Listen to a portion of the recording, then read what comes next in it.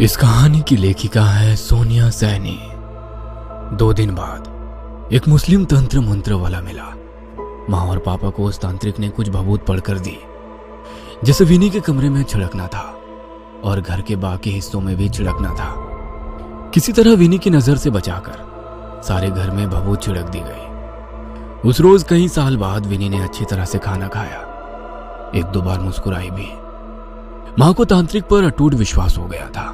अगले कुछ दिन हमारे लिए बेहद सुहाने रहे। विनी हमारे बीच कुछ देर के लिए आकर बैठती और 1-2 बार मुस्कुराती भी। उसके ठीक होने की उम्मीद भी बन सी गई थी। पापा ने तांत्रिक को विनी की हालत में हुए सुधार की जानकारी दी तो वो आत्मविश्वास से भर उठा। अगले दिन उसने हवेली में आकर पूरे घर को बाधा मुक्त करने का आश्वासन दिया। माँ ने तांत्रिक के कहे अनुसार सारा सामान पहले ही तैयार कर दिया था। तय समय पर वो हवेली पहुंचा। तंत्र की सारी तैयारी करने के बाद ओझा ने विनी को बुलाने का आदेश दिया। विनी तांत्रिक को देखकर रहस्यमयी तरीके से मुस्कुराई। सफेद रंग की सलवार कमीज पर उसने कुछ अजीब तरह से दुपट्टा ओढ़ रखा था, बिल्कुल वैसे जैसे मुस्लिम महिलाएं नमाज के समय पहनती हैं। विनी को इस रूप में देखकर हम सभी सकते में आ गए थे। ओझा के नजदीक पहुंचकर वो फिर से मुस्कुराई और मर्दाना आवाज में कुछ फुसफुसाने लगी। देखते ही देखते ओझा वहीं जमीन पर गिर पड़ा। हम सभी का डर के मारे खून जमा जा रहा था।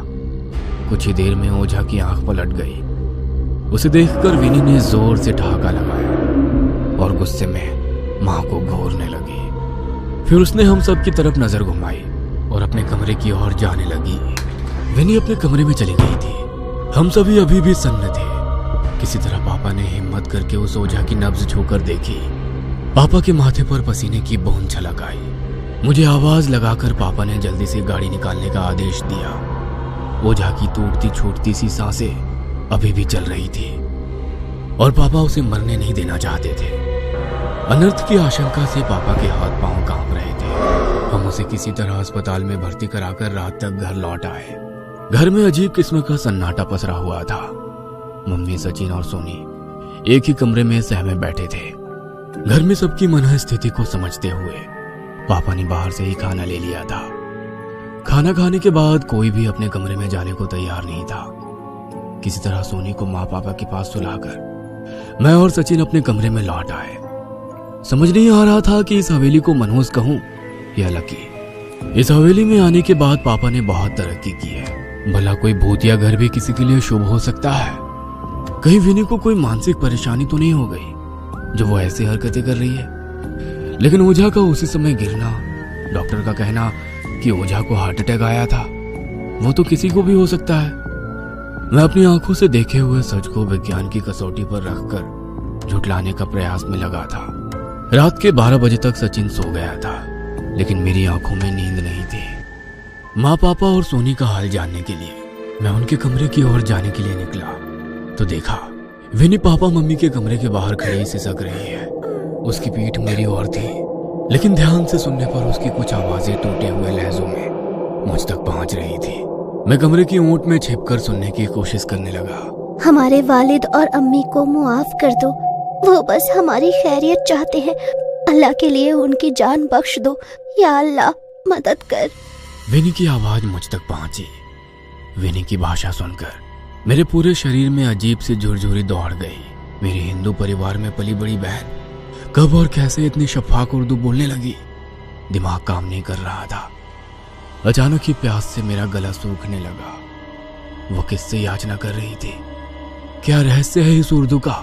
मैं समझ ही नहीं पा रहा था। अगले कुछ दिन विनी ने अपने कमरे में ही बिताए। तीसरे दिन खाने की टेबल पर बैठते हुए उसने माँ से खीर खाने की फरमाइश की। माँ ने खुशी खुशी उसके लिए खीर बना दी। फिर धीरे धीरे उसकी खाने को लेकर मांग बढ़ती ही गई। कभी वो चाट मांगती तो कभी भटूरे। बस अपना खाना सीधा कमरे में उठाकर ले जाती। उसका पहनावा, रहन सहन सब मुस्लिम महिलाओं की तरह हो गया था। एक रोज माँ को बूढ़ी माँ की याद आई। वो अम्मा भी तो मुस्लिम ही थी ना, कहीं उन्होंने ही तो कोई टोना टोटका नहीं करा दिया मेरी बच्ची पर। माँ अब अम्मा को ही कसूरवार ठहरा रही थी, लेकिन किया क्या जाए। ऐसा आसानी से तो वो मानेगी नहीं कि उन्होंने टोटका किया है। किसी तांत्रिक की ही मदद लेनी पड़ेगी। माँ ने शाम को पापा को अपने दिल की बात बताई। मैं अभी हॉस्पिटल से उस ओझा को देख कर आ रहा हूँ। उसके आधे शरीर में लकवा हो गया है, जुबान टेढ़ी हो चुकी है, कुछ भी बोलने या चलने फिरने की हालत में नहीं है। मुझे देखकर वो अजीबोगरीब घेघे जैसी आवाजें निकालने लगा। मुझे नहीं लगता अब कोई भी तांत्रिक इस हवेली में आना चाहेगा। फिर भी मम्मी के कहने पर अपनी बच्चे की सलामती के लिए पापा कहीं तांत्रिकों के पास भटके, किंतु कोई भी मदद को तैयार नहीं हुआ। 2 महीने बीत गए थे। हम सभी निराश हो चुके थे। पापा ने बहुत कोशिश की उनका ट्रांसफर हो जाए, लेकिन कोई काम नहीं बन पा रहा था। ऐसा लगता था मानो हम बंद गए हैं इस हवेली में। इधर विनी की हरकतें कुछ ज्यादा ही अजीब हो गई थी। उसकी तबीयत खराब सी रहने लगी थी। 1-2 बार वो चक्कर खाकर गिर पड़ी थी। जब एक दिन उसने खाने को देखकर उल्टी की तो माँ घबराने लगी। कोई उपाय ना सोचता देखकर माँ ने बूढ़ी अम्मा के पास जाने का निर्णय लिया। किसी तरह पूछते पूछते माँ अम्मा के घर पहुंची। छप्पर का एक कमरे का मकान था। घर के सामान के नाम पर कुछ बर्तन और एक चारपाई रखी थी। माँ को देख वो थोड़ा परेशान सी हो उठी। मालकिन, कैसे आना हुआ? मुझे बुलवाया होता। अम्मा, मेरी किसी बात का बुरा लगा हो तो मैं माफी मांगती हूँ। कैसी बातें करती हैं मैडम जी? कुछ बात हुई है क्या? अम्मा, आपने कहा था कि बच्चों को दूसरे भाग में मत जाने देना, लेकिन एक दिन मेरी बच्ची गलती से वहाँ चली गई थी। तब से माँ ने पूरी कहानी उन्हें कह सुनाई।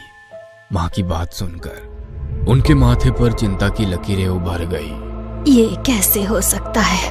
उन्होंने घड़े से निकालकर एक गिलास पानी पिया। आप पहले क्यों नहीं आई? अब बहुत देर हो गई है। क्या मतलब है आपका? खुद को संभालिए मैडम जी। मैं जो बोलने वाली हूँ आप शायद बर्दाश्त नहीं कर पाएंगी। आपकी बच्ची पेट से है। क्या बकवास कर रही हैं आप? मैं सच कह रही हूँ। इतिहास खुद को दोहरा रहा है। ये सब पहली बार नहीं हो रहा है। लेकिन कैसे? कौन? मतलब हो क्या रहा है ये सब? मैं आपको पूरी बात बताती हूँ। आप थोड़ा धैर्य रखिए। मैं अपने अम्मी अब्बू की इकलौती संतान नहीं हूँ। मेरी एक बड़ी आपा भी थी जिनका नाम रेशम था। मुझसे अब 15 बरस बड़ी थी। तकरीबन 90 बरस पहले की बात है। अब्बू डाक विभाग में चतुर्थ वर्गीय कर्मचारी थे। देश पर अंग्रेजों का राज था। अंग्रेज अफसरों के रुकने और ठहरने के लिए इस आलीशान हवेली को डाक बंगला बना दिया था, जिसकी देखभाल की जिम्मेदारी मेरे अब्बू की थी। अब्बू पूरी ईमानदारी से अपना काम करते थे। मेरे अम्मी अब्बू हवेली के जर्जर हो चुके भाग में जो आखिरी कमरा है वहाँ रहते थे। उस समय ये कमरा ऐसी हालत में नहीं था। मेरी 13 वर्षीय आपा भी उसी कमरे में उनके साथ रहती थी। धीरे धीरे आपा गुमसुम सी रहने लगी। फिर बाहर आना जाना भी बंद कर दिया और अकेले कमरे में बंद रहने लगी। अक्सर वो रात को दीवारों को देखकर अजीब अजीब सी आवाजें निकाला करती थी। कभी बैठे बैठे रोने लगती तो कभी हंसने लगती। मेरी माँ को आपी के जन्म के बाद कोई बच्चा नहीं हो रहा था। इसी हवेली में आने के 2 साल बाद अम्मी की कोख फिर से हरी हो गई। उधर अंग्रेजी सरकार से हवेली की देखरेख के नाम पर मोटी रकम आने लगी। उस दौर में जब हर ओर गरीबी और भूखमरी फैली हुई थी, हमारे घर में अन्न धन की भरमार थी। ऊपर से रहने के लिए आलीशान हवेली। अम्मी अब्बू खुद को भाग्यशाली समझते और अपनी किस्मत पर रश्क करते। उनके जीवन में सिर्फ एक कष्ट था और वो था आपी का यूं दिनों दिन बदलता व्यवहार। अब्बू आपी को कई बार मौलवी और ओझा के पास भी लेकर गए, लेकिन उसकी हालत में सुधार नहीं आया। कोई भी डॉक्टर, वैद्य, हकीम, तांत्रिक उनकी परेशानी की नब्ज नहीं पकड़ सका। इधर अम्मी अपनी गोद हरी होने की खुशी में फूली नहीं समा रही थी और उधर एक खौफनाक खबर से उनका सामना हुआ। आपी पेट से थी।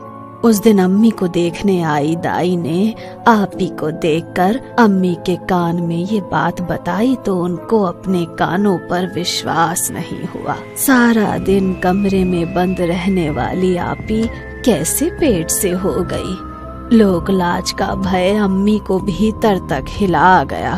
किसी तरह हिम्मत करके अब्बू को सारी बात बताई तो मानो घर में तूफान आ गया। ये बात कल्पना और विज्ञान से बिल्कुल परे थी। कोई कन्या इस तरह भला कैसे?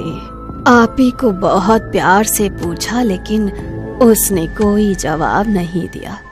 अब्बू के गुस्से और मार के सामने भी आपी की जुबान नहीं खुली। कोई और उपाय ना सूझा तो आखिर में गांव के एक बुजुर्ग को अब्बू ने सारी बात बताई। उन चचा ने अब्बू को एक तांत्रिक का पता दिया। अब्बू रेशम आपा का पहना हुआ एक कपड़ा लेकर उस तांत्रिक के पास जा पहुँचे। तांत्रिक ने अब्बू से आपी का कपड़ा लेकर सूंघा और कुछ मंत्र साधना करने लगा। कुछ देर बाद तांत्रिक ने अब्बू को कहा, तुम्हारी बेटी का बचना बहुत मुश्किल है, लेकिन मेरी बेटी को हुआ क्या है और ये सब क्यों हो रहा है? तुम्हारी बेटी पर किसी भूत प्रेत या आत्मा का साया नहीं है। अगर ऐसा होता तो मैं शायद तुम्हारी बेटी को बचा भी लेता। मतलब तुम्हारी बेटी के जिस्म को एक जिन्न ने अपने काबू में कर रखा है। जिन्न बहुत शक्तिशाली होते हैं, उन्हें रोकने की ताकत इंसान के पास नहीं है।